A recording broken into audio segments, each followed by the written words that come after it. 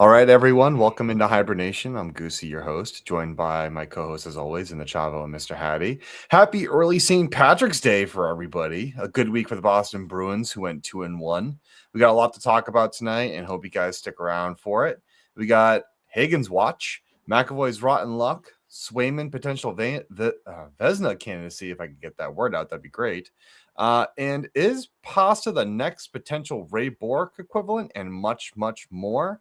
But without further ado, fellas, who went to the St. Patty's Day parade and who is ready for some nice boiled dinner? I would love some boiled cabbage, Cam. Thanks for making me think of that. I wasn't at the parade. I was in Boston because I went to go see Medfield versus Hanover for the D3 state final. My mom teaches there. Shout out Mama Finn. They fought hard. It was a very back and forth game. They realistically had a good chance to beat them, but Hanover just capitalized on it, pushed the pace, and they won 7-5. So little recap on that. But I saw the beginning of the scenes of all the people going into Boston for the parade, all the madness that was going to be in store. So that was fun to see, I guess. But yeah, go green. Thanks for the take, Jack. Steve, what about you? You're out. I know you're out in Chicago. I was waiting for someone else to talk. Why was there so much silence, man? Why do you guys always? We were just waiting for the mic to drop, baby. We were hoping for more of a boost from that. All right.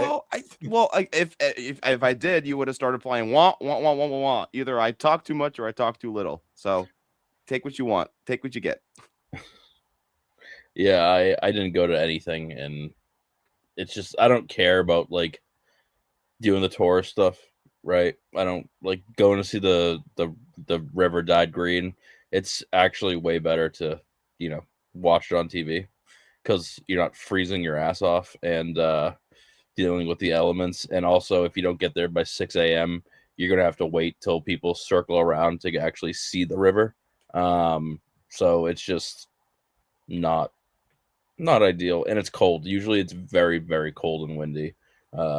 And it's just I don't want to deal with it. And this year it was actually snowing while that was happening, so it's I'd rather be cozy up in my apartment and do whatever I want to do. So it's all good. Is it like football, Steve? Like one of those things that you get a better seat from your couch? Yeah. Honestly, I've done the bar crawls, the St.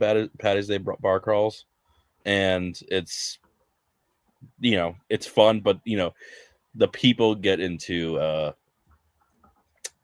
really shit faced, and it's really not the move to do it because people are just people can be people, so it's just better off to not deal with it. Jack, are you okay over there, dude? I was just about to say, Jack's got a very special guest on. We're getting this special guest appearance from Jack. The thing is, she hasn't done this before. Like, she's getting so comfortable now. She will jump up on my desk and go walk all over my computer, whether I'm doing work, recording a podcast, watching YouTube. It doesn't matter. She will jump up and just get up all in my business. That is awesome. For those of you who are listening on Spotify or something else, you need to tune into the actual YouTube to see that. Jack's cat just decided to take over your desk entirely, buddy. I thought she was going to start purring into the mic, which would have had me rolling. That would have been absolute cinema. And now she's walking away and minding her own business. That's crazy. That has to be a TikTok clip now. You have to as while Steve's talking, you just kind of have it cut of us and then just cut it to just me, and I'm looking at my cat like, are you kidding me? All right, that was funny. Well, I'm glad Piper brought the energy tonight, dude. You know what I mean? We kind of needed it. We needed that. What do you mean? I'll bring all the energy, bud. Come on now. Yes, you do, buddy. Yes, you do. We're going to start with some good energy right now. We're going to talk about one of the lead topics with James Hagens. He's officially on. We're on Hagens watch, baby. So good news, but bad news. Good news for Hagens that BC won against UMaine on Friday, 5-0. How do you feel about that, Cam? They smacked them. Yes, for those of you who do not know, I am a UMaine Black Bear fan, and that was very troubling to watch. And I normally obviously root for UMaine in all scenarios, but I was especially rooting for them on Friday because if had UMaine beaten BC, BC's season would have been officially over, and then Hagens could have potentially signed his ELC. Bad for BC, but good for Hagens and for us Bruins fans, you know. Good for BC and Hagens, bad for Cam and the Bruins fans. But I mean, just another opportunity for Hagens to add to his resume. But Hagens could potentially join the Bruins as early. Oh, I'm sorry, I don't want to say as early as next Friday, but his season with BC could end as early as next Friday, as the not the Eastern Conference, the Hockey East semifinals are held on that day. I think their opponents are still to be determined, if I'm not mistaken, at the time of this. I could be. They should be determined already. It was Saturday. Yesterday was the continuance of the tournament. I know BU lost 5-3 against UConn. So actually, while we do that, let's do UMass is playing Merrimack, and then BC is UConn playing. must be playing BC. Yeah. Man, you don't hear much about UConn and Hockey East conversations. They recently joined the Hockey East. That's why. No, so I was just kind of making a diss at them. You know, they're not that great, but you know, they're still good hockey, I guess. So I'm UConn, from UMass, right? Yeah. So go UConn, right? Yeah. Like Jack's just like, come on, like one more weekend won't hurt. I'm like, I don't know, dude. I could really use a Hagens bump. I don't know how much, honestly, admittedly, I don't know how much of a bump that he specifically will have necessarily on the roster. He's jumping up to the pros, man. That's a huge jump. I know. Going back to what Billy talked about, we have to keep that in mind. I just hate BC and I hope they lose. That's just that is my mom's alma mater, whatever you call it, Steve. My mom's alma mater is BU, so there we go. I know we have this rivalry. we got it in Bruin the fact rivalry. That, we have 7 draft picks that are at BC is just like actually killing me on the inside. Like it really is. Like take it. It's suck on that, Steve. Legit. Oh gosh. Yeah, I mean, no fighting, you two. No. That's just between you. That's between you and I, man. Sometimes I want to. Sometimes yes, don't encroach on this. Don't encroach on this bromance, whatever you want to call it. I don't know, but just stay in your lane, dude. Stay in your lane. Be you. Wow, smells funny. I'll give you this though. At least BU is actually in Boston. Did you just say smells funny? What the hell is that? They just smell funny, dude. I don't know what you want. Beep. I don't know what you want from me. But I will say this: at least BU is in actual Boston. Like BC is in Newton, so it's like at least they can make that claim. What can you do? So whatever, call what you will. That it is what it is. But we're on Hagens watch, baby. I mean, I'm excited, guys. I don't know about you. He's definitely gonna turn pro at the end or the conclusion of his of the season with BC. There's no question about it. And so isn't Andrew Gausseau. Gausseau is in his final year at BC, and he's expected to sign as well. So watch them win the Hockey East and then make the national tournament. That's going to be the problem. Yes. So BC, in order to continue their postseason, they basically need to win outright. Yes, they need to win. Can't can't lose ever again. Yep. Which go UConn, because I want to see what potential we have in Hagens, if not for just a small stint. I just want to see what he can do with I think 9 games. All Bruins want to, man. All Bruins fans want to. I'm sure the players as well. Like, we've been hearing about this guy for a while, and he was basically a player that fell into our laps, who was projected at one point to go number 1 overall. I think anyone who is a diehard fan of a team, like, you're stoked about that. And the season he had too, like, come on, he's gonna be great. It's gonna be an adjustment for sure. But this guy, he is such a bright spot future for the Bruins. So let's get it, baby. Are you guys like absolutely positive that he's coming if BC loses? Like, that's the thing. Like, what does he want to do? Does he feel like he has unfinished business at BC? I don't think so. Like I sent this to you guys like a month ago, I think. Like from Sofia Jurkovic was um interviewing someone and he had and this a guy who had previously said that like he thought Matthew Schaefer was gonna stay in the NCAA or whatever. So at the end of his take for this video, what I sent you guys, he's like, I said that, so I could be very far off, but he thought maybe, yeah, Hagens, there's a case for him to stay, that he, kind of has unfinished business, wants to play for national championship at a school, like make the most of his time at chapter here before he makes that jump, because once he makes that jump, there's no turning back. Yep. What if, he wants to play with Dean Moore or whatever, or he wants to, I don't know, win that national championship or anything. But his skill level and his development and everything, it's pointing in the direction towards he's gonna sign. It makes sense, but at the end of the day, it does come down to him. I don't know. What do you guys think? No national championship will ever compare to that of a Stanley Cup or a gold medal.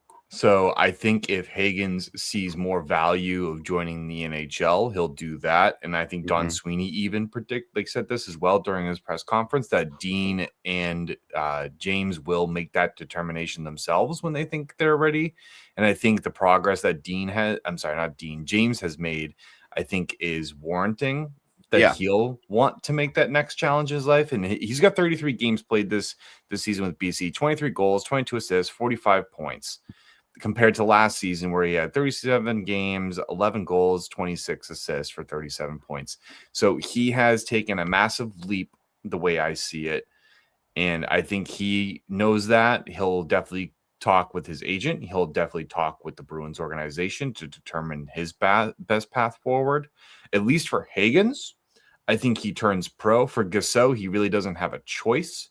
Yeah. And for Dean, I would imagine the Bruins organization wants to see one more year at the level of that consistency that he has shown at BC. I think he might explode next year. I mean, he did this year, so he's gonna find a way to do even better than that. Like, he's taken one step, and I think he's just gonna take another step. Like, I could see him being a Hobey Baker finalist next year. Like, he's so good, man. He's so good. And I've wanted to go see a BC game this year, and I didn't. But like, I know watching them in person just must be like incredible. And you've seen him a game or two, right, Cam? I have seen him play at BC, and wow, the ability of this kid is phenomenal. His head is up the entire way. The passing is elite. I mean, on BC guys, I look at that roster, and the big guys that I think of are Hagens, Stiga, and Letourneau. Like, maybe there's a couple other solid-ish guys there, but I think those three are what drive, I think, BC's offense for sure. People can refute that who know a little bit more about college hockey than I do, but at least for me, from what I saw, Hagens definitely drives a lot of the play too. It's just difficult. I would like to mention too that James Hagens is in nomination for the Hobey Baker Award this year as well. So I think, all of these things into consideration, I think Hagens will definitely be a Bruin by the end of the 2026 NHL. I'm sorry, 2025-2026 NHL season. I don't know. It's a toss-up for me, to be honest with you. And the only reason why I'm so hesitant is because I don't think it's necessarily about winning a national championship. Like, he's definitely a top 3 contender for Hobey Baker. And on March 18th, they're going to announce the top 10 finalists and have that officially out. And then April 10th, I believe, is the day that they're going to give up that award. Which, if he wins it, obviously it's like, okay, well, I won the Hobey Baker. A national title would have been nice, but like, whatever. But also, it comes down to what Don Sweeney is thinking, right? It's like, hey, we might only have you in Providence. You know what I mean? Like, does he want that? Which I think he would. He's going to want to develop. I don't know, because it's a lot less pressure to be down at BC to say, like, hey, like, we want you to put on 10 more pounds of muscle. We really want you to work on this here at this level, and let us clean up the roster at the big club in Boston. And then we'll see. Like, it all depends on what's going through Don Sweeney's mind on how he wants to kind of correct the path or adjust where the Bruins are for next season, right? And if it's worth tossing a very young, looks to be like he's going to prove himself, but young, unproven to start player into it, and he has to do that himself. With respect, sorry, Jack, with respect to his height and weight, he's 5'11", 194 pounds, which is a pretty solid weight for a guy who's 5'11" entering the league. I will say that. So to put on 10 more pounds, that's like he could definitely put on, I think, 6 in the offseason, but I think the extra 4 pounds might be challenging for him. And I see your point, Steve, about, I just want to address this with Providence.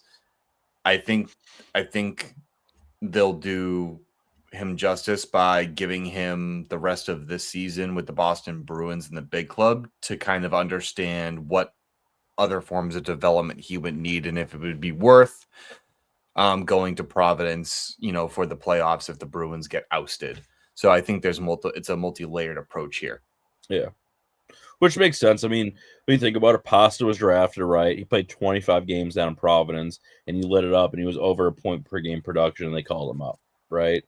I think he played 25 games, and he had 28 points in his 25 games in his first, games of Providence, and they're like, "Wow, we really have something here. Let's bring him up to the show and see what's up," right? So it might benefit him to, come up to the big club, get some, NHL experience, see what he needs to work on, and then send him back down to Providence, and through training camp and all that stuff, right? But if he lights it up in Providence after a month or two, maybe.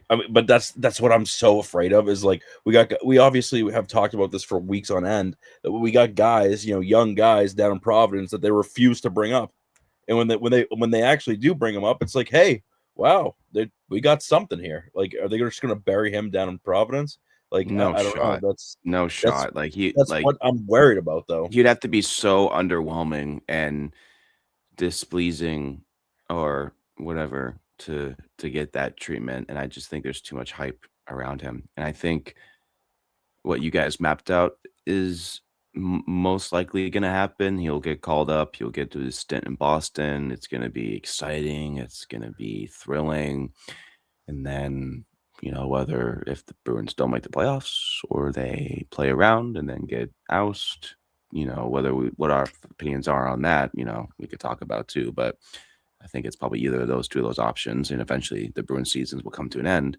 And then he goes to Providence and he gets more time there to play, and their playoff hopes and a run that looks like they're geared up to go on as well. Providence has had an unbelievable year, so he could probably have a chance to play a good handful of games, like 15 to 20 games if Providence, goes on a run and is competing for a Calder Cup.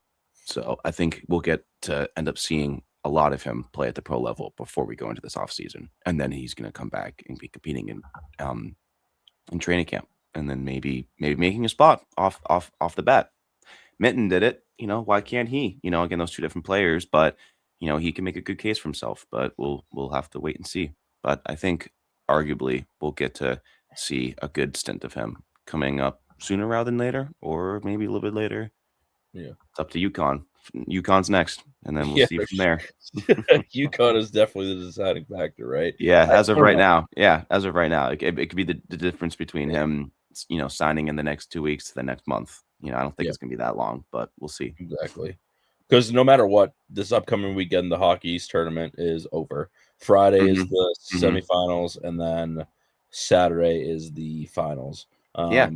So, we'll at least know by then if he's with BC a little bit longer or if it's done. Exactly. I don't know. For me, like, my biggest concern is like that roster, right? Like, there's so many guys that were fighting for a spot that didn't get a spot. Where I know we talked about this, where Don Sweeney kind of made it so that other people really couldn't go into the lineup, right? And how does that mess get handled? I think it's a mess right now. It's kind of working since we didn't talk about this, but the Bruins actually bumped up a playoff spot. We're in the first wild card. If it stays as it is right now, we play Buffalo, and I think that is a sick matchup. That would be so good. But and we'll see. just as a heads up here too, we're only 2 points behind Montreal, but Anaheim and Montreal are playing right now, and they just scored to go up 3-2. So we really Montreal or the Ducks. Montreal is up 3-2. So we really need to bring that down, because every game is starting to weigh out points really and close. things like that. So it's going to be super close again. But I don't know. It is what it is. I'm just trying to evaluate the spots, because we got Montreal coming up this week too, right? Tuesday. Yeah, Tuesday. Yeah, Yeah, exactly. we play. That's a huge matchup. It's going to get even more intense if Montreal ends up losing tonight. Yep. We play New Jersey on Monday, again, a team that seems like all but given up on playoff hopes. And so, if you play them well, that should be a win. Montreal is going to be a big challenge. You got to expect Korpisalo gets the game against the Devils. Oh, yeah. You got to expect, Sway gets the game against Montreal. I do, want to bring up back to bringing it back to Hagens and how he could impact the roster. And Steve's got a good point that, where Hagens could potentially fall, especially with Don Sweeney saying that he wants to make it competitive to get to the roster. The only difficulty with that is, you definitely want to give him his opportunity at the big club first. At least in my opinion, that's where he'll go. That will or could potentially see one of the top one of our current roster players waived. But if I actually read this correctly, post trade deadline, there is no roster limit, and I might be paraphrasing that. So they could easily put Hagens on the big club for 9 to 10 games, and then if they don't like what they see, they can say, we're going to send you down to Providence to get you some playoff experience, and then going on from there. Now, in terms of where do you slot him, well, you're not messing up that second line. Middlestat, Zaka, and Arvidsson have been dynamite, so it's now, what do you do? Where do you put people? I would like to imagine that you could try Hagens with Elias Lindholm and David Pastrnak, because Lindholm has been eerily quiet since the Olympic break. And maybe you keep Geeky down on the third line to provide that little bit of an offensive boost, ideally. Or you try to figure Geeky Pasta Hagens. Geeky Pasta Hagens. Give it to me. Give it to me. So here's the thing with Hagens. Hagens has played predominantly on the wing. And I imagine that is likely where they will start him to kind of ease him into the NHL gameplay. And I think Don Sweeney has basically spoken about that, and he's been very open about that. And I think that's easier for a kid making that kind of leap, especially when you're going to play against elite centers that are already, well established. Yeah. So I think that he is either going to be on the first line on the left wing, or the third line potentially at center, if that's where they're going to put him, or the third line left wing. Those are the two spots I see him slotting in, and you could easily take out Mikey Asimont in order to do so if need be. Yeah, you don't want to be a Connor Bedard, losing having the worst face-off percentage in the NHL history. Like, you don't want that. Yeah. Where has he played predominantly at BC? Left wing. Okay, then yeah, you start him at left wing. So I think that's where he'll start, and I think he'll definitely get the 10 game try, just so that they can understand where his development is. And then he gets a taste, he goes down to Providence for the playoffs if that's what they see the best fit is. Otherwise, he could maybe inspire, but that will remain to be seen. We definitely spoke a lot about Hagens, and you guys brought up good points. Fans, please let us know what you guys think Hagens is going to do, where he's going to fit in, and when you think he'll sign with the Boston Bruins, and where you think he will start as we, continue this conversation. Meanwhile, we're going to pivot to the big club, and we're going to talk about a player who has been just riddled with dental bills this entire season. This poor guy can't catch a break. He goes to the dentist's office again. He's like, fuck, you again? What did you do? What happened now? McAvoy's like, I don't know. At this point, Jack and I Steve, love you, gotta Chucky. imagine, I love you so much. At this point, Jack and Steve, you gotta imagine McAvoy has the team dentist on speed dial. They're on a first name basis. They go out to dinner. Are you kidding me? It's unbelievable. They can't even go out to dinner because he has so much You dental can't work. eat. Yeah, he can't eat. Yeah. You're right. He's blending up steaks and pasta and drinking it like a No, I saw protein shake. I saw he had to blend up like chicken, rice, and broccoli like when he first had the hit against when he took against the Canadians when he got the puck to the jaw. You know what kind of started this whole thing? Like it was, oh god, reading about that was revolting. Oh. Soup and like that's it. Soup and shakes. That's it. That's all you can do. Yeah, The now most- he can eat now, but still, oh god. Ugh. Well, with only one side of his mouth. Listen, I love Charlie McAvoy. First of all, it's not. I don't want to just talk about his rotten luck, but I mean it just plays into it. But his rotten luck, and It goes how into he's the story of his season for him. Yes, but- basically. it's how he's responded. Yeah. Like, look at what he's done. He goes and takes yet another stick or puck. I was actually at the game on Tuesday against the Kings, which, by the way, was a giant snooze fest until, like, you know, the goal. Every team scored a goal. But I didn't see what caught him, whether it was a stick or a puck, because I was just in the balcony. I just couldn't see it. But then he comes out and scores the game winner in OT. It was the glass. Yeah. He got hit and his face smashed against the glass. Oh, was. that's right. Wow. Yeah. Yeah. And then that's when Zadorov was like, yo, that hit was kind of sus, and then just beat the fuck out of the dude. Kind of sissy. Which is okay because, again, I'm okay with your we talked about this in the group chat. I'm okay with a guy on your team who has the most penalties in the league defending your teammate like that, Sure. as opposed to, you know, being like Austin Matthews who has his leg taken out and nobody did anything. Oh my Right? God. Like that shows like the contrast of the league. We can have a whole podcast on that as well. I have so much stuff to say. It Like, is. it's crazy. Actually, I do want to bring that up. So put that into notes. We're going to add that as to some bonus content here. So after we talk about this McAvoy stuff, I do want to just talk very briefly about the hit to Austin Matthews, the lack of response by the Leafs, and then the NHL's suspension. Those three minor things, like we just have to discuss right after McAvoy, because I was infuriated beyond belief. We're for Austin Bruins fans, Matthews. man. We're Bruins fans, but we love hockey. yeah. We love hockey in the game and I- it being played the right way and being played fair. That's what And we've mainly talked about because before. Gudas did the same thing to AC Mont earlier this season. So that's why I really want to bring it up and why I think this is such a travesty. Oh, but jeez. That's We'll right. return to McAvoy for a moment and then we'll go back to that. And as I said, guys, when referencing McAvoy, we talked about who the Bruins' next captain is going to be and his response to all of these injuries and coming out, winning games, scoring goals, and doing the best that you can playing it. McAvoy's been sensational since he's been back from the Olympic break. He's been absolutely lights out. He has been that amazing. post-Olympic bump, like that swagger. Like you can just tell. Like he's feeling it. You know, I was talking to some of my other friends about this, and you know, one of my buddies was like, "Hey, like you gotta seriously look at McAvoy's stats this year. He's having a low key like Norris level season. He's been playing less games. I swear to God, this cat is gonna. Why did you jump up again? No, but Jack is having McAvoy is having an elite season for despite all the injuries and missing the time. He's having an elite season. I don't doubt it.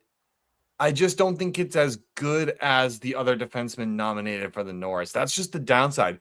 He's having an elite season, but not a Norris season. If you know what I mean? If he played the same amount of games as the other guys and he's on the same trajectory, it might change it a little bit. But unfortunately, he's been taken out by injuries and he has less games. You want to know you guys might agree with me on this. You know what I think? They need two separate trophies for defensemen. You need one for an offensive defenseman, yes, an offensive minded defenseman, and one for a defensive minded defenseman. I almost just said offenseman.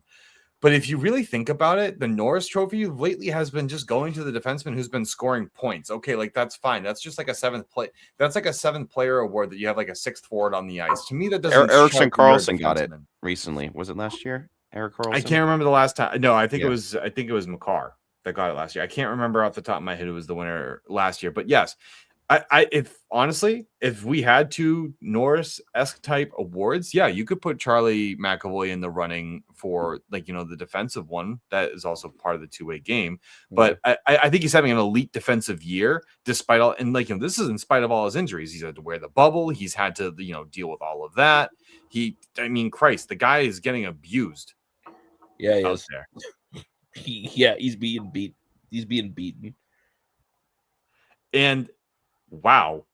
So, and it's just to see him respond. And so I think when going back to when we spoke about the captaincy and the potential for who that next one is going to be, McAvoy right now I think leads that conversation, and I don't think it's that close just because of the way he's responded to the injuries this year, how he's come back from and faced several different adversities. He's really taking it to his critics this season. So for me, McAvoy has absolutely stepped up. He has. He's definitely stepped up. It's just the whining to me. He's still doing a little bit too much whining, and that's not something that a captain of the Boston Bruins does. In my opinion, if he cut out the whining a little bit, I think he definitely would have, he would have gotten it. And again, it's kind of crazy. I told you guys, I don't think that the captain of the Boston Bruins is on this team right now. It's kind of crazy. No, they're going to sign him at the conclusion of the season at BC. Yeah. Okay. Okay. No, what are you? No, it's not going to be that fast. I think that's been the case throughout the whole year, and we're starting to now see a shift. We're starting to see maybe a player or two that's exhibiting qualities, and that has, especially Len McAvoy, has stepped up a lot and kind of been bruised and battered and just will not back down, and is not only having heart but is contributing and has been a factor on the ice. But I agree with you, Steve. Yeah, seeing his reactions on the ice for calls, and that Stadium Series game was rough, and they had a couple rough calls against them. But seeing how he responded with Pastrnak and the media after, and just being very dejected by it and stuff, it's tough. Not just him. Yeah, of course. Not just him. Pasta's done it. Mm-hmm. A lot of other players have done it. Kastelik's done it. And I get it. You're the most penalized team in the NHL, and we've talked about it. You got to play to the whistle. If you feel robbed, you got to battle the bad calls. You got to battle the good calls. There's a lot of things you got to do in this league, and I just feel like if you feel like you're snake bitten by the refs, but it doesn't matter because your power play lately has been god awful. So there was actually an announcer in the Capitals game, which I thought was funny, and they're just like, they're still biased.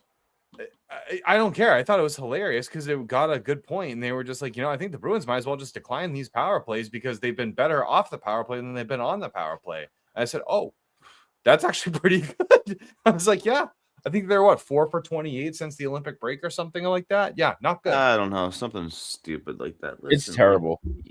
They lack a shot mentality, shot first mentality, and I get that it's the power play, but you need to get pucks on net. You need to. Listen. That's gonna, dude. Same old story, different day. We're gonna discuss with that. But yes, I agree with you. McAvoy, Pastrnak, Kastelik, some of these guys that just when they get tripped up or they get hooked. Yes, McAvoy definitely does it, but it's a team issue. It's a team issue, and as a captain, you need to set the right example. You need to lead the way. You need to know when to speak up and when it's right to use your voice, and when to shut up as well. Like Bergeron would do it, but he'd know when to shut up. Like there's that famous gif of him, or like a slight clip was when they played against, I think it was Detroit in their super season, or maybe it was the season before, and the game kind of ended awfully, and the Bruins were subject to a lot of bad calls, and Bergeron's looking at the players and the refs, and he just mouths "fuck you" in a very Boston way. He's just like "fuck you." So it happens, but you gotta control yourself. You gotta know when to do that, and you can't let it snowball. And McAvoy's and other players they've been whining, and I get you're most penalized. We've said all season long, but. And you know what? That's your role as a captain. You're the only one that's actually allowed to talk to the refs. right? Like, And as you a can't be captain. whining. You can't be going. My Yeah, boy." you can't be whining. Come on, You gotta no. you your point on you gotta know when to start saying shit and not to say things. That's very on brand, right? Like Yeah, that is yeah. very much how it needs to be.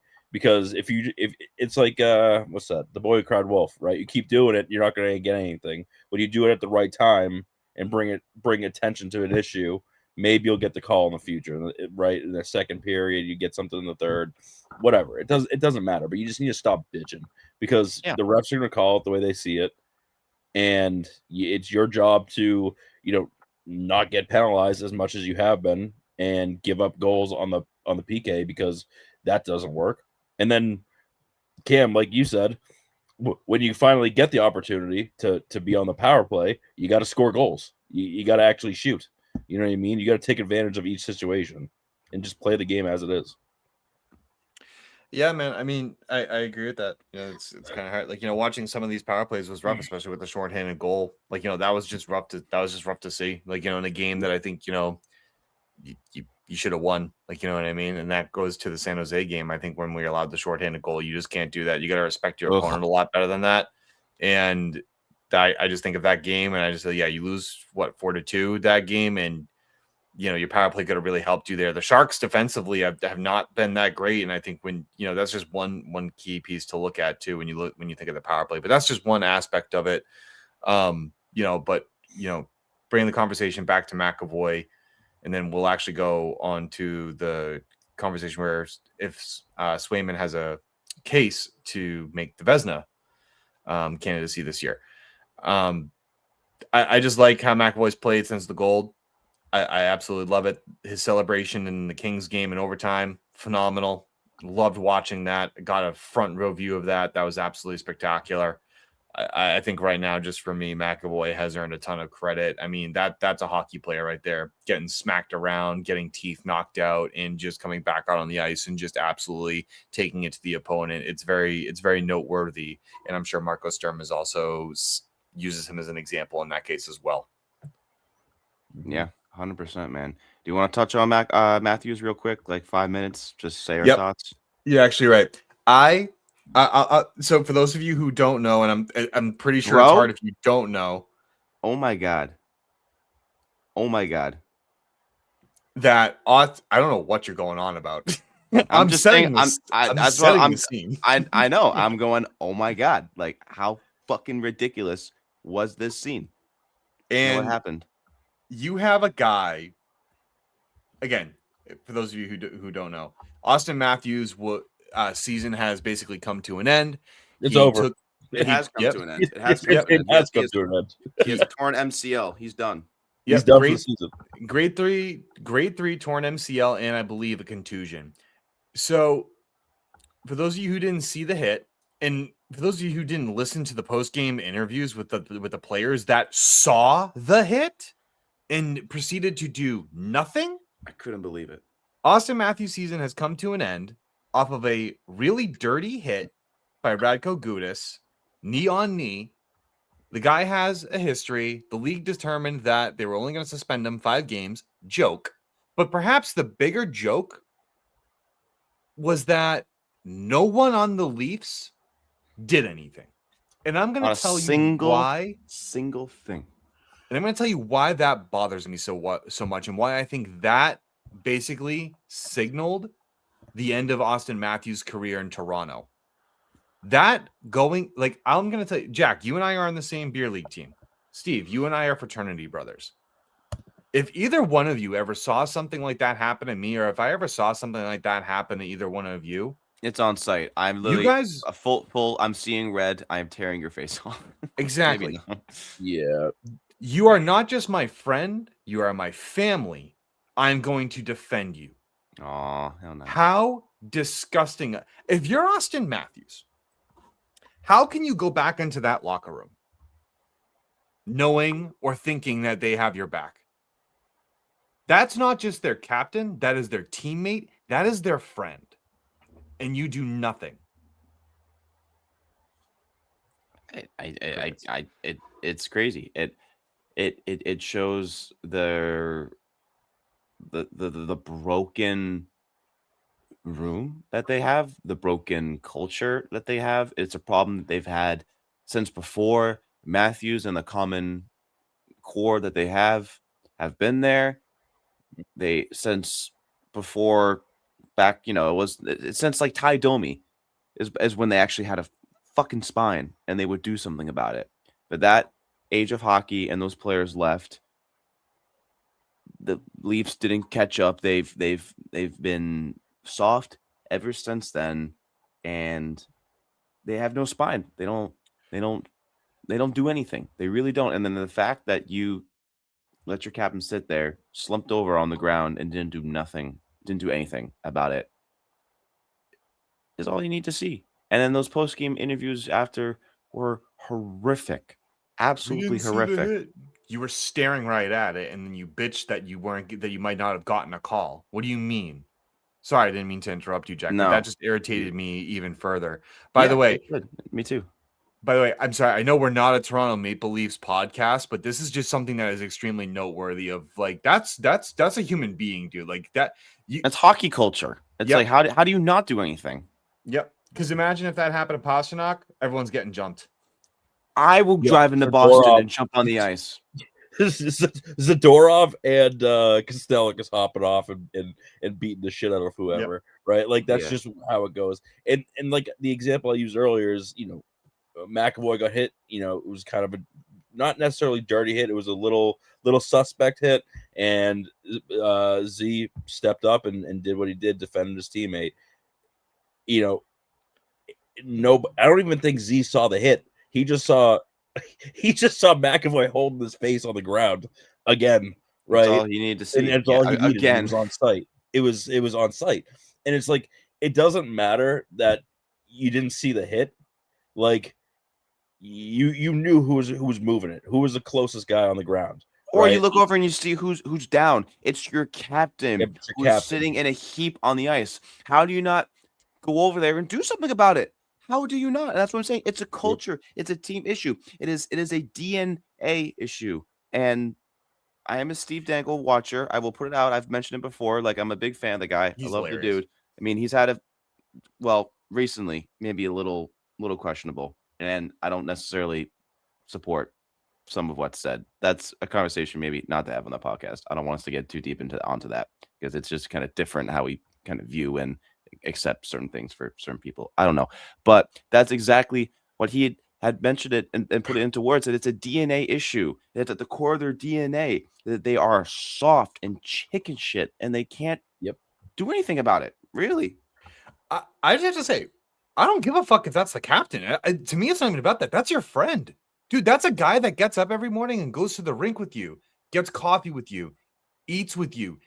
Like, you spend so much time together. It doesn't matter. It doesn't matter. It's dumb. It's dumb. It is a disease that they have. They can't seem to shake it. And they've had teams that have been more tougher and had some snarl and have fought back over the years. Like some teams that have tried to, but it always comes back to the same stuff at the end of the day. And the fact that it was your captain that it's awful.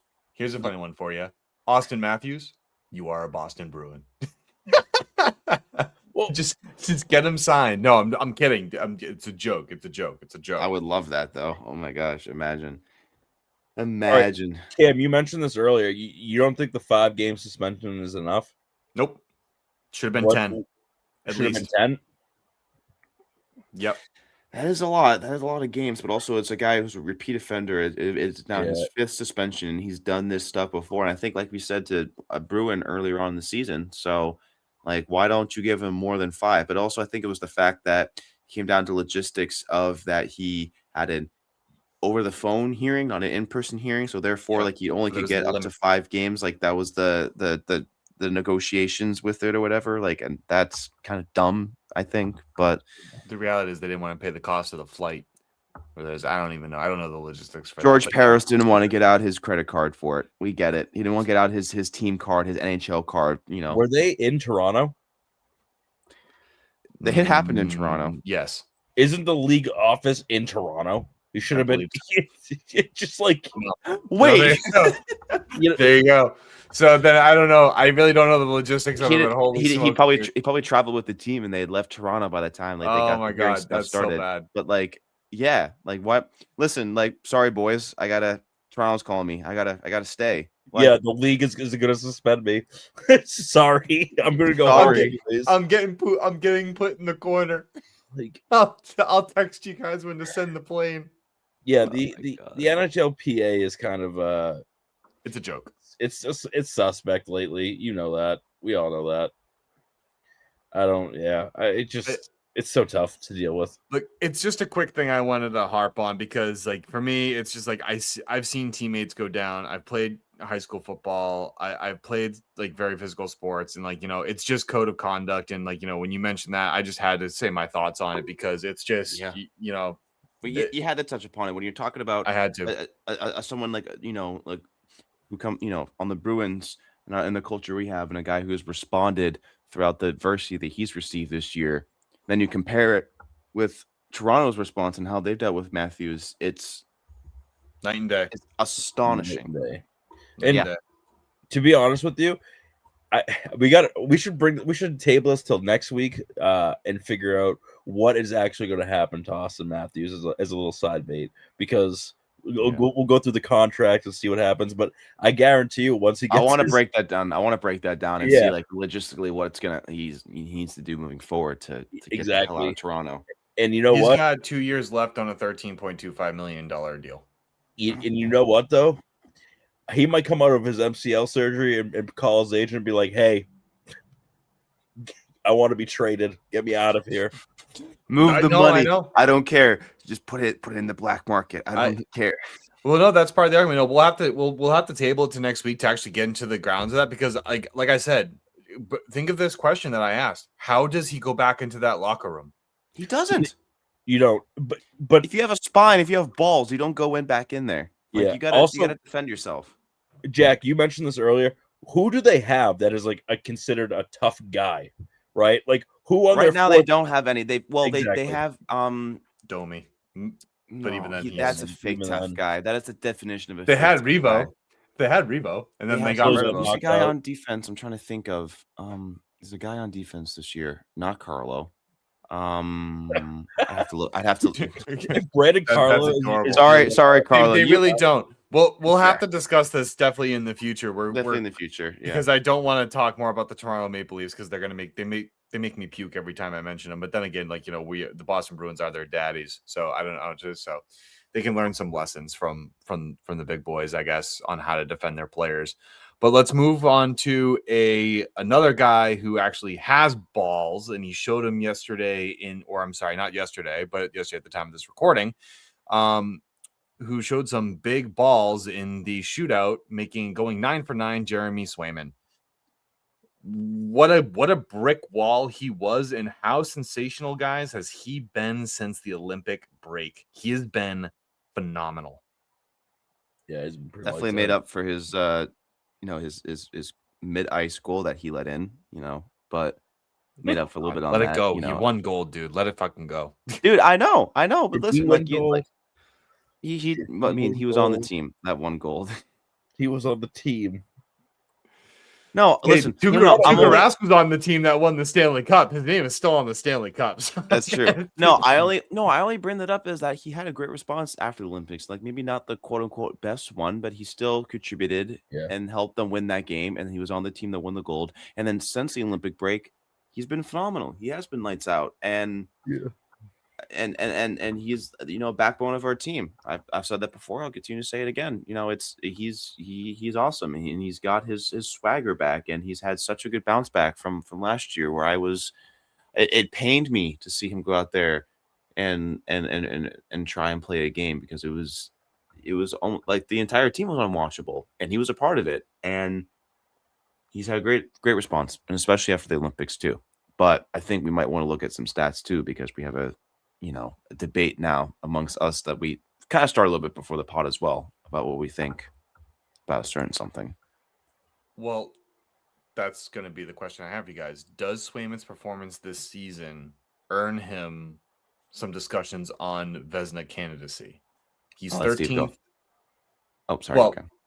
I'll put it this way: in goalies who have played at least 30 games, he's 13th in save percentage with a .906, which is kind of where Steve and I wanted him to be. Yep. 20th in goals against at 2.77, again, which is kind of in the middle of where Steve and I want him to be when we made some predictions this year. Jack, this is before you joined the crew. A lot of it isn't his fault, though, too. To be yep, kind of fair. 100%. And this is where it gets good, though, Steve, because this is the number that really puts this into perspective, and that should put him in the conversation, is that he's third in goals saved above expected with 21.8 goals saved above expected. That's crazy. He is playing lights out. And that means that he is saving shots too. Yeah. And he has faced the 8th most shots against. That is crazy. And he's saving that many. That's wild. Yeah. So does that put him in the conversation? To be considered. Not to win, but to be considered. Jack can go first. Oh, we know Steve's gonna have something to say. Just being like, let him go first. Yeah. Listen, I mean, I think those first two statistics put him like around league average, above league average, and then you look deeper and then into his logistics and you're like, oh wow, he's actually saving a lot more above expected than what he's facing, and he's facing top 10 in shots against. And I think a lot of goalies as well say nowadays that like save percentage is an overblown and overrated stat. I think Tuukka Rask had something to say about it as well. I don't remember what, but they're good numbers, man. They're really good numbers. I think it does put him in the conversation when you look at league wide, though, and the other goalies that are there. It's tough. I don't know. Like, I think he might fall lower than some of them that are being talked about as well for the Vezina. Like, I think that's just the honesty, and I think Steve can talk more on that. But I think it definitely puts him in the conversation. And if he finishes out this season like how he's playing and continues to play lights out and is ends up being a really big factor for us making the playoffs, then I think it makes a stronger case for him. But when you look at what the league has for goaltenders and how well the best are playing right now, it's tough. It's tough. I think he's in the conversation, but I think he might fall a little short. I think in perspective, he is in the conversation, but not at the top of the list or even in the middle of the list, like back end. When you're thinking about it, it's like, okay, like, yeah, Boston is having a really up and down season, and how much is it if it is on the goalie, and how much of it is because their defense is the absolute black hole of a fucking defense in the entire NHL, right? Like, that's not the wrong. problem. And so when you have that conversation of getting down into the dirty details of what the stats actually are, I think you have a reasonable conversation to say, is he playing lights out? Absolutely. But is he doing enough to steal this team wins? And my answer is no, especially on the road. I think on the road, he hasn't. I think both goaltenders haven't really played up to par. I think obviously the stats showed that the team hasn't played up to par on the road. And I think you need to have more of a balance on home and away, right? But I think he's earned himself a conversation for it. But I think with the quality of goaltenders in the league right now, he's not even top 5. I actually like Steve's analysis of that, and I tend to agree with. I mean, you both are basically saying he's not. He can have a conversation, but he's not in the top conversation piece, and that's what it's about, guys. Like, where my question was not be like, hey, can he win it? But does he have a case to be in the conversation based upon his play? And I like what you said, Steve, about has he stolen you games? For my answer, he has stole you games. But to your point, I agree. He has not stolen you the away games you needed. Mm-hmm. But I think that's also more to blame on the team. But he, like, for example, yesterday with Washington, He did everything. Yeah, he stole that. That was a game he stole you. Yes. 100% in the shootout. He stole that game for you. Arguably, you can look at the other side and say Logan Thompson did the same thing. He was given Washington every opportunity. That was a great goaltending game to watch, which means it's bad for our heart health. So, like, it's one of those things where you're like, yes, he's stolen you games, but they've been predominantly at home where the Bruins have been dominant. Arguably, many of those games you could say were stolen by Swayman, 1 or 2 by Corpy, because I just genuinely don't think Corpy has been that good this year. To be fair, and I then think you look better. He's gotten a little bit better. I will give him that. In the second half of the year, he's gotten a little bit better. Yeah, definitely. But I agree with you, Steve, that it's the away games that where you really look at some of those and you're like, are they going to regret that come April? Like, are they going to really regret not being able to close that out? Yeah.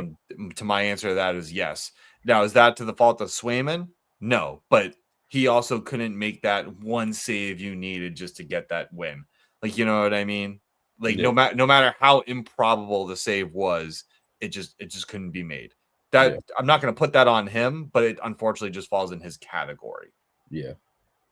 Because it's considered a shot on net, right? And it's like when you put up the black and white numbers of shots on net versus what was saved and what was let in, and it comes down to him, right? It's just it's one of those nasty little bits though about the goaltending and how having such bad defensemen in front of you can really change how your stats look. Exactly, and I mean, you know, you can have games where you looked at that and he just goes, the Bruins need to owe him a favor here because he's doing everything he can to put you in that win column and you're just not playing in front of him. And then there's obviously games that, you look at and you're like, oh, he needed to play better here. So like there's games that you can put on him a little bit more and be like, oh, that's one you should have had. And then, but you look at the improbable saves, like, if you go back to the Pittsburgh game where Pittsburgh came back and won it, you can't look at Swayman and say that, or I don't think it was Swayman. I think it was Korpisalo. I can't remember who played that game specifically, but whoever was the goaltender, that's not one of those games you look at the goaltender and be like, oh, you should have played better. That's one of those games where like the Bruins gave up I think it was a 4-1 or 5-1 lead. You can't do that. So it is one of those things, like, and especially like the Tampa Bay game for the Stadium Series, you can't put that on Swayman.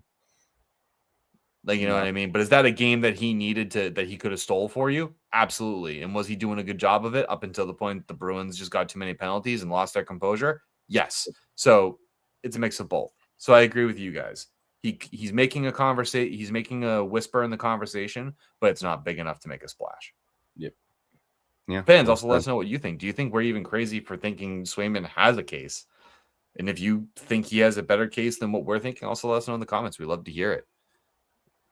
I want to move to the biggest topic of the night, and it's perhaps controversial. It's a little bit doom and gloom, kind of, sort of. And maybe it's a little too early to kind of be thinking about it, but I want to ask a question because I get the sense of feeling with the direction that this team is going, the lack of moves at the trade deadline, and the way free agencies are starting to kind of dry out because a lot of players are preferring to stay with their teams as opposed to test free agency, at least the stars anyway, or the superstars in the league. Could David Pastrnak potentially be the next Ray Bourque? Now, what do I mean by that? I mean that we traded Ray Bourque to Colorado in, I believe, the March 2000. Yeah. 2000, March 2000, we traded him. So that way he could go and win a cup. Yes. Which to back that up is he played 2 playoff runs with Colorado and 1 regular season. So basically Ray Bourque was traded at the trade deadline in March of 2000. He basically just played the remaining whatever 20 games of the season to the cup run. And then it wasn't until 2001 where he played the full season and then ended up winning the Stanley Cup in 2001 with Colorado. So that's the question, guys. And thank you, Steve, for adding the perfect context to it. With the direction that this team is going, after losing Bergeron, Marchand, Kretsch, Taylor Hall, Nick Foligno, the list goes on and on and on. Could that potentially be David Pastrnak? Now, he's only 30 years old. He's 29. Right? He's going to be 30. Yeah. So could that be him? Is Pastrnak potentially the next Ray Bourque for this generation? And to put it in perspective too, let's talk about it. His contract ends in was it 2030, 2031 season. So at the end of the 2030, 2030, 2031 season, he's going to be a free agent, right? So that puts him at what, 35, 36 years old. When Ray Bourque was traded, he was 39, and he did 21 years in the league. And correct me if I'm wrong, but he'll be what, in his 16th, 17th season at around that time at 2030, 2031. 16, 17 season, yeah. I believe he entered the league in 2014. 2014. The last pick Peter Chiarelli made. Yeah. 2014 was drafted. I mean, it's one of those things where it's adding up. And, if the Bruins don't make some moves in the next couple years to come back as contenders, you might be looking at him, again, what we talked about a couple episodes ago with, hey, you gotta, if he's not coming back, you gotta trade him. You can do it the right way, trade him to a contender, but you're gonna get something out of nothing, right? So you could be looking at him, if the Bruins don't make the playoffs for 3 or 4 years and they're not contending, he's not going to resign here. Let's set the table further with this. You can't expect draft picks to 18 or 19-year-olds to immediately come into this league and play as if they're 8-year veterans. That's why this question is legit. If this team needs to rebuild and not just retool very quickly, because again, the free agency pool can dry up quickly. And I'm sorry, Jack, I'll let you go in a minute. But that's a legitimate question. Can Hagens, Dean, and other Boston Bruins draft picks taken recently take that next step and be immediate impact players? I doubt that. You might not see their impact for maybe another 2 or 3 years. In which case, if the Bruins are back in contention in 2 or 3 years, that's great. But I also worry about the other teams like Montreal, who's getting very, very strong. That is a good team, guys. Buffalo, who's finally woken up. That's a good team. Other teams are also getting better as well. Mm-hmm. Other teams will also decline. Matthew Schaefer and the New York Islanders, and I know they're not in our division, but you still have to play through them in order to get to the Cup final. Yep. So it's a good question to ask, and maybe start wondering, could that be a possibility? Yeah, I mean, you guys are pretty much, said it very well. I would only want to add that it's up to the team and direction that they want to take, which again, you guys have encapsulated very well. If they don't act now or sooner rather than later, you're going to be in way dire situation than you're already in. And I think those young guys who are coming up in our system, yeah, it's going to take some time for them to develop and be able to play up to speed. And if you're not in a good position by then, you might seriously have to look at making some, some moves. And Pasta is a generational player. That is someone who deserves a cup, and we should be doing everything in our power to get him one before the end of his contract. Because if he doesn't, then he's gone. I think it's safe to say for that, unless he sees some reason to sign again and maybe wants to finish out as a Bruin. I don't know, but I think likelihood that's not going to happen. So, yeah, I would hate to see him, turn out and go on the same path that Bourque did, another generational player that the Bruins had. That ultimately we couldn't do enough while he was here. We couldn't win with him while he was here, so we have to move him somewhere else to get something that he deserves. He absolutely deserves it, and it would suck if it doesn't come here. And that's a tough reality now to think about. I I don't like that image. It doesn't make me feel good. I don't think it makes any of us feel good. Yeah. It makes you Like sick to think about, to be honest with you. It does. It does. So I hope it does. For me, it comes back to 2019, right? Where you have a bunch of Bruins that, undoubtedly deserve to be a 2-time Stanley Cup winner, right? You have Chara, Krejci, Bergeron, Marchand. Right? Well, Marchand has now, his, but not with the Bruins. That's fine. but not with the Bruins. But At the time, he didn't. At the time, he didn't. And you know what I mean? I'll even toss up Tuukka Rask as a starting goaltender to win a Stanley Cup, right? My best friend from high school, God bless him, I love the kid, but the one thing he likes to hold over me or like to eggs me on about is that the fact that Tuukka Rask never won, and this is a guy who is mainly a hockey guy. I mean, he's a sports fan and more of a football guy, but he knows sports. And he loves to get under my skin and ruffle my feathers. But the fact that Tuukka Rask never won a cup as a starting goaltender, and he, when we talk about it again, debate, he was like, he never won it as a starter. Hey, Carey Price and Henrik Lundqvist also never won Stanley Cups too. You can say that and just be like, hey, but they're still considered great goaltenders. You know, that's what I tell him. That's what I tell him, and he gets that. Sometimes great players just miss the mark. I know, but which is crazy. And he likes to put on the fact. I mean, I don't think he really truly believes it, but he loves to say that Game 7 was lost because of Rask. It's just to see my reaction, just to see me flare up and the steam coming out of my ears. It gives him the satisfactory, as someone who I do very much consider my best friend. But yeah, God, it's so hard to win this league. It absolutely so hard. I think we have to consider that as well when we're looking at getting Pasta a cup. Or we're looking at this conversation, it is so hard to win in this league and to win a championship, and that's why it makes it even tougher. Thinking about at the very worst case scenario, a team must play in 28 games.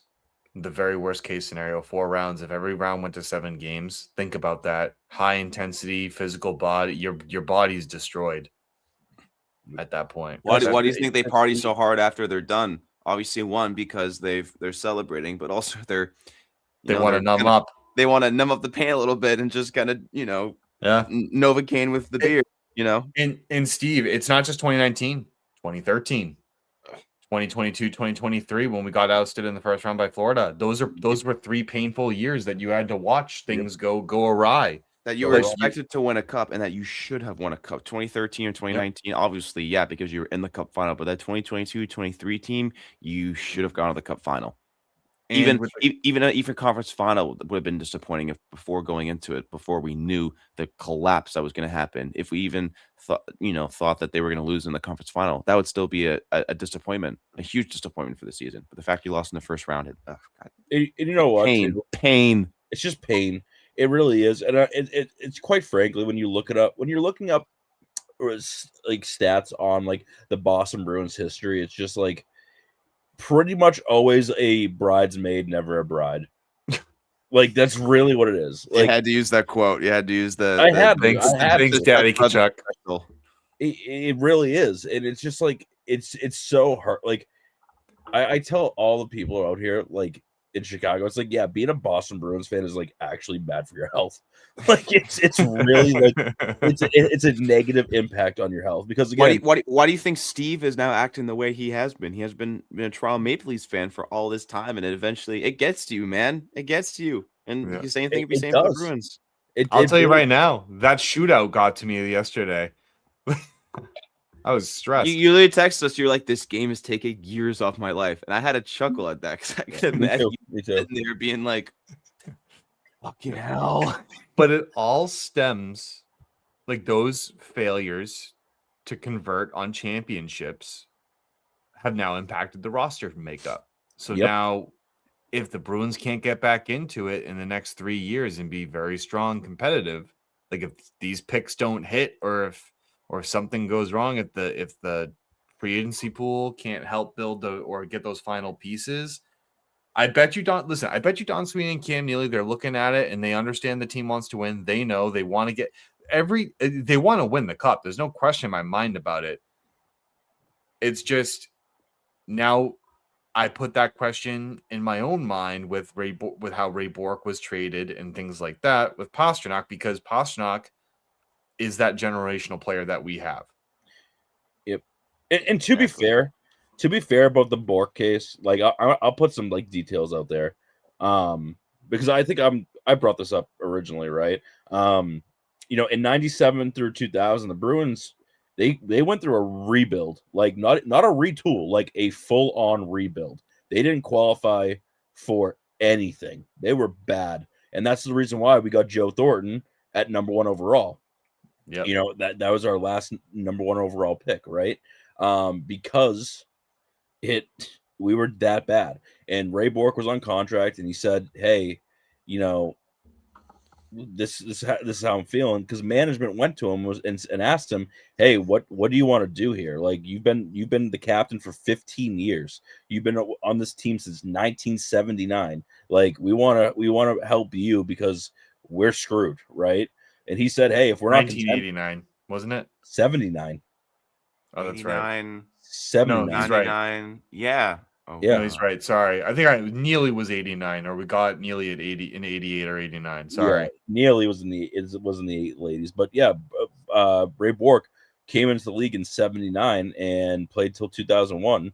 You know, with the Bruins it was 79 to 2000, but management went to him and said, "Hey, what do you want to do?" He said, "If we're not competing, I want to go to a contending team. I haven't been able to win a Stanley Cup in my career. I want to go try to win a Stanley Cup." And you know, they made a deal, right? We got picks, we got some players, and it worked out. And he eventually, you know, won with Colorado. And to be, you know, the class act behind that is he was the first, even though he wasn't the captain of Colorado, he, you know, was the first person to raise the Stanley Cup over his head. Sakic got the cup and immediately gave it right to him. It's exactly. It was a beautiful moment. Beautiful. It's probably the classiest moment in NHL history, right? I agree. And you know, I just don't want that after to be 22 years, Raymond Bourque. Yeah, exactly. 22 years, man. Like it's crazy. Like I don't want that to be possible because one, he's so good and he makes everyone around him that much better. And I think he on the ice and off the ice as well. Yeah. Dude is a stand-up guy who's had to deal with some hardships in his own personal life as well. We don't have to get into it, but you know, with him and his wife, his family, like they've gone through a lot, and he's a great person, and you would hate to see it happen to him. Yep, I agree. Hopefully, it doesn't. Fans, it's a big question for those of you listening, and for those of you who stuck around this long to hear that with us. You definitely have to engage in the conversation with us there. You know what I mean? That's a loaded question. Is it too early to start thinking about it? Is it just the right time? Seriously, take a quick moment and actually think about it. He's not young. He's not young. Yeah. He's into his career now. He's played a lot of games. He's gotten some personal accolades. He's gotten close. And this is not doom and gloom too either. Like, you know what I mean? This is honest. not like it's just looking at what you have and what might move forward with this team. So and I mean, the good news is we still have 5-6 years left on his contract. Exactly. But you know what? And I was gonna say that, so I'm glad you said that because it just reminded me, Steve. Every year that goes by, every year it inches closer and closer and closer to the end of that contract. You start going, oh shit, because you're realizing that the time is diminishing, and every day and month and year that goes by, it's only the conversation is only going to grow more. And I'm sure they're going to probably talk about this at some point. If nothing has changed in 2-3 years, it's going to be like, they're going to move Pasta. Could Pasta be the next Ray Bourque? Because it's in the same thing is happening with him as it happened with Ray Bourque. I would not be surprised. Hopefully it changes by then. The narrative does, but hey, oh, boo boo, I don't give a shit. Hey, oh, boo boo, would you like a puck in the face? Yeah. That's a good one. That was funny. Thanks, man. Thanks. That was good. Right. Maybe that's why there was a power outage this week and we couldn't play. No, guys, good conversation about it. I think it's just something entertaining to really think about and just wonder if that could ever be a possibility. You know, because that really hurt to see Bourque get traded, and like, you know, this might hurt equally as much for a guy like, you know, for guys that just bleed black and gold. And you know, obviously, I want, you know, any Bruin to win a Stanley Cup. Like it did break me that Marchand had to win it with Florida, but also good for him that he did win it. He's been seeking after it, and his character has very well deserved it. But that being said, before we close up the episode, let's go quickly into the Big Bad Bruin of the week, and then we'll get the hell out of here. Easy for me, I guess. I'm going with Charlie McAvoy. He's been sensational. Yeah, it has to be McAvoy. For me, he's just sensational. Comes back from injury, scores an OT game winner. Been extremely impactful all around the ice these past few games, and since he's been back from the Olympic break, and I think he just deserves it, and a new pair of dentures too while he's at it. Yeah, I'm gonna have to go with you as well, Cam. Like that Sully says it all. That is, I think, enough to earn him the Big Bad Bruin of the week, because that was just epic. But besides the fact of that he's been dealing with so much shit throughout the year, literally having to get his whole face and mouth reconstructed, but he still shows up every game, every shift. He's playing his heart out. He clearly had a nice little Olympic bump after the Olympics. Not the bump we might be thinking of. I couldn't help it. It was right there. It was right there, man. He's awesome. Love McAvoy. And I am hoping he gets a good pair of dentures. But yeah, he's incredible. And he's really hard sold the team right now. I'm going McAvoy as well. He's just been lights out this past few weeks. He's stepped up so many times. He's been playing, and it's hard to